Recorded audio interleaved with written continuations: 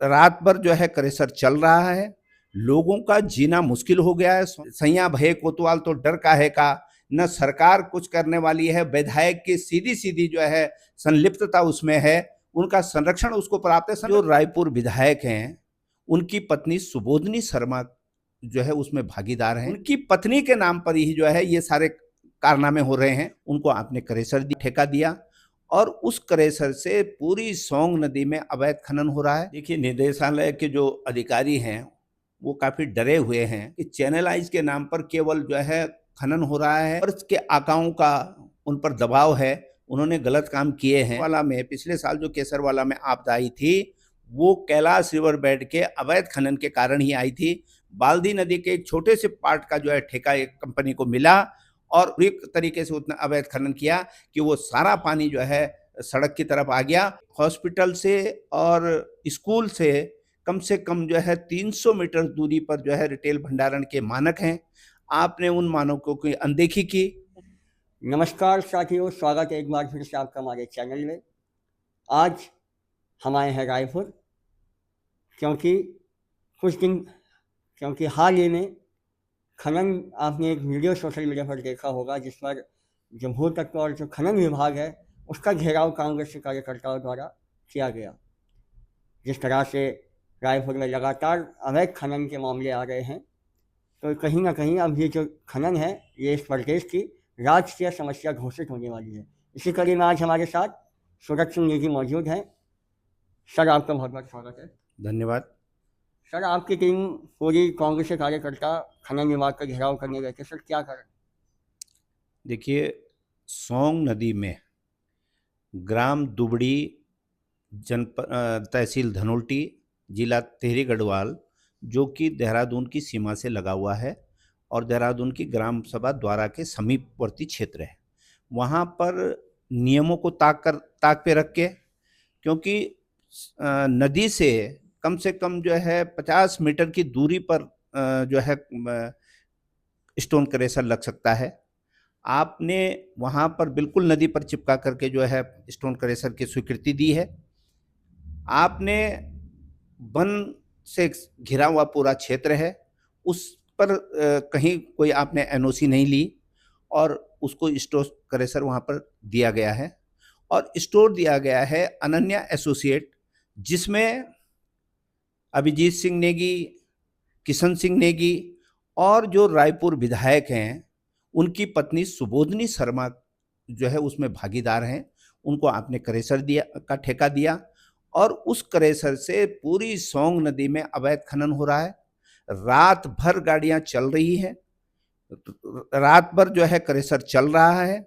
लोगों का जीना मुश्किल हो गया है। सोंग नदी का पानी प्रदूषित हो रहा है और लोगों का जीना मुश्किल हो गया है। लोग सो नहीं पा रहे हैं रात को, इतनी आवाज वहां से हो रही है। उसके साथ आपने मालदेवता डिग्री कॉलेज के समीप और आपने जो है इंटर कॉलेज के समीप, जूनियर हाई स्कूल के समीप, हॉस्पिटल के समीप, आप जबकि हॉस्पिटल से और स्कूल से कम जो है 300 मीटर दूरी पर जो है रिटेल भंडारण के मानक हैं। आपने उन मानकों की अनदेखी की, उनको छुपाया गया। ये शासन में बैठे हुए लोगों की सत्ता का प्रभाव है कि सत्ता में बैठे हुए लोग किस प्रकार से सत्ता का दुरुपयोग कर रहे हैं।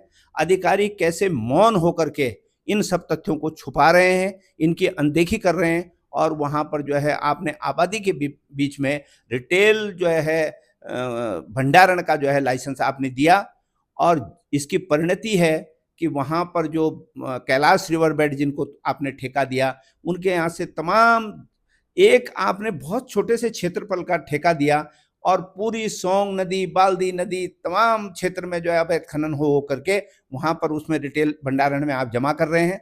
तो अगर ये जांच कर दी जाए कि कितने क्षेत्रफल पे आपने ठेका दिया, कितने गहराई तक आप जो है इससे खनन निकाल सकते हैं, तो वो घन मीटर निकल जाएगा कि इतने घन मीटर आप निकाल सकते हैं।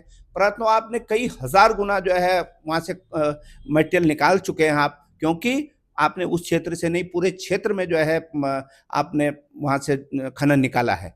और सोंग नदी में अवैध खनन जो है किस माध्यम से भी हो रहा है कि रिवर ट्रेनिंग के नाम पर, बरसात में नदी को जो है चैनलाइज करने के नाम पर वहाँ पर सरकारी पैसा आया, और उस पैसे का दुरुपयोग करते हुए, क्योंकि सैया भये कोतवाल तो डर काहे का, न सरकार कुछ करने वाली है, विधायक की सीधी सीधी जो है संलिप्तता उसमें है, उनका संरक्षण उसको प्राप्त है। संरक्षण क्या, ठेका उसी का है, क्योंकि उनकी पत्नी के नाम पर ही जो है ये सारे कारनामे हो रहे हैं।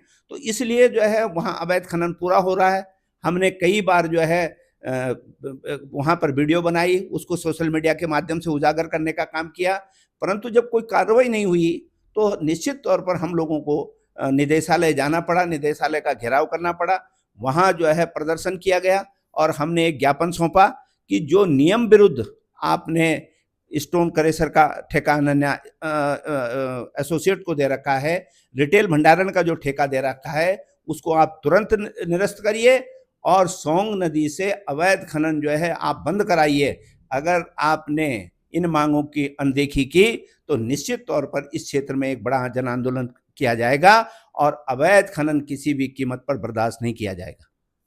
सर, आने वाले समय में बरसात भी आने वाली है और पिछले 3-4 बरसातों से हम देख रहे हैं जो माल देवता का इलाका है वो लगातार सेंसिटिव और कई बार अत्यधिक जल भराव की वजह से आपदाओं जैसी वहाँ पे सिचुएशन बन जाती है। तो ये जिस तरह की खनन है, क्या ये इसका कारण आप इसको मानते हैं या क्या दैवीय आपदा है जो आप उसका कारण मानते हैं? देखिए, दैवीय आपदा भी है और इसके साथ साथ जो है अवैध खनन भी है।